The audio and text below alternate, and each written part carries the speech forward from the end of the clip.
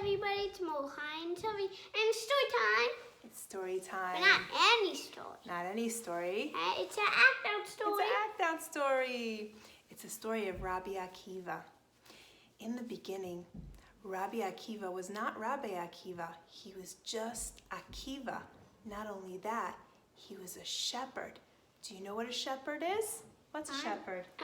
A person that takes care of the sheep. A person who takes care of the sheep, that's right. He was a shepherd boy. Let's sing the song.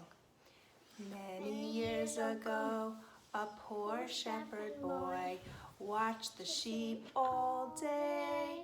Akiva didn't even know his aleph bays, which we all can say.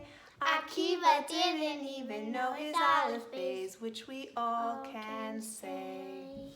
So Akiva was a shepherd, you see, working with the sheep. And he worked for a very, very, very rich man named Kalba Savua. Very rich man, very, very rich man. And he took such good care of the sheep. He loved them and he hugged them. And he was just such a good shepherd. Now, Kalba Savua had a daughter and her name was Rachel. And Rachel used to watch Akiva out with the sheep.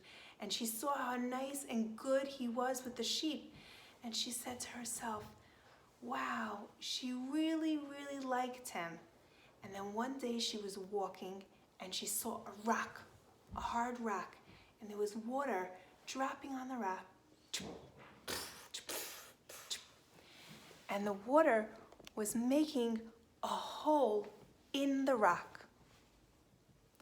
And she thought to herself, if the water, which is so soft, could make a hole in the rock that's so hard, surely Akiva, who's so good to the sheep and he's such a nice person, surely the Torah, which is so special, he can learn the Torah. So she decided that she wanted to marry Akiva. And she went to her father and she said to her father, I want to marry Akiva. Her father was horrified. He said, oh, Rachel, why do you want to marry Akiva? He's just a shepherd boy. We're so rich, you can marry anyone you want. But Rachel said, no, I want to marry Akiva. So her father said, if you marry Akiva, that's it. It's like, you're not going to be my daughter. I'm not going to give you any money. You're going to be very, very poor because Akiva is a shepherd. He's not a rich man. And I'm not going to give you any money. Oh my. Did Rachel still want to marry Akiva? Yeah. Yes, she still wanted to marry Akiva. And she married Akiva. And they lived very, very, very poorly. You see? They lived in a very simple, poor house. And Rachel said, you know, Akiva, I saw that the water made a hole in the hard rock. Surely you can learn the Torah. And Akiva said, I'm so old, how am I going to learn the Torah? And she said, you could do it. He didn't even know his aleph bays. See, he's with the sheep and he's trying to read from the siddur and he can't even read because he didn't even know his aleph bays. So Rachel said, you're going to have to go to pre-K. You're going to have to start from the beginning. And Akiva was like, oh, he's going to have to go into imagine a daddy in our circle time. That's how it was. Rabbi Akiva was already an old man. And he was just starting to learn the aleph bays then. Right? So he went to school, see Rabbi Akiva with all the children. And he's going to learn the aleph bays. And he went to learn. Okay? And did he learn the Torah? Not only did he learn Torah, he became such a big tzaddik that people all over the world came to see Rabbi Akiva because he was such a holy, big tzaddik. Okay? And then after 12 years of learning his Torah, he went home to his house, and he was by the door, and he heard his wife talking to a neighbor, and she said, "Oh, aren't you upset that Akiva's not home?" And she said, "No, I'm so happy that he's learning Torah." And Rabbi Akiva heard this. See, Rabbi Akiva standing by the door, and he went back to learn.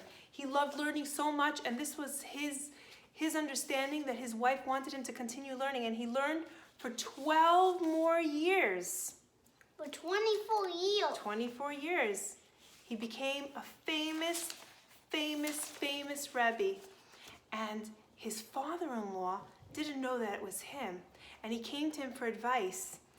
Kalba Savua came and he said, "I did something very bad. I told my daughter that I'm not gonna give her any money and she's gonna be so poor, but I really regret it, and I made a promise, and I wanna go back and I wanna give her money and be part of her life and give her money." And Rabbi Akiva said, "Do you know that I am the Akiva? I am the husband." And he couldn't believe it. And and then from then on, he gave them a lot of money, and they had a lot of money. They were rich, they had a lot of money. So Rabbi Akiva was able to learn, and Rachel was able to take care of the family. So he became a very famous Rebbe. And when he came back, after the 24 years, see, he's coming back, all his Talmidim are following him. You see all the Talmidim? So many Talmidim came with him. And they saw Rachel coming out of her house, running towards her husband. She hadn't seen him in so many years. And they said, "Who's this lady?" And he said, "Stop. This is a very special lady. This is my wife. And because of her, all of you know the Torah, because I can teach it to you. And because of her love and support, I was able to learn and to give the Torah over to you." Rachel was a very, very special person in this story. But the end of the story is not such a good end. The end of the story is that Rabbi Akiva's students started getting sick. They were very big Talmidim Chachamim, but Hashem felt that they weren't, Tuvi, what weren't they doing so well?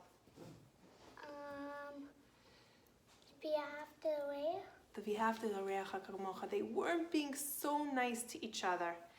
And that was very important to Hashem. So Hashem made them, they got sick, very, very, very sick. So it wasn't such a happy time.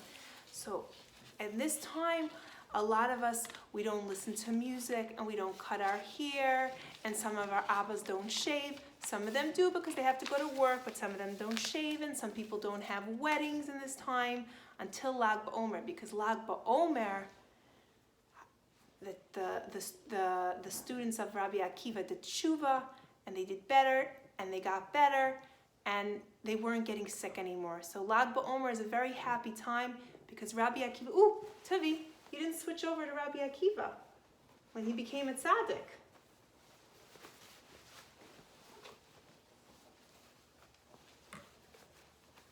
So Lag BaOmer was a happy time because Rabbi Akiva's Talmidim, his students, were feeling better. And it was a very happy time that they were feeling better. And that's the story of Lag BaOmer and Rabbi Akiva. I hope you enjoyed. Thanks for watching. Thanks for watching. See you next time. See you next time.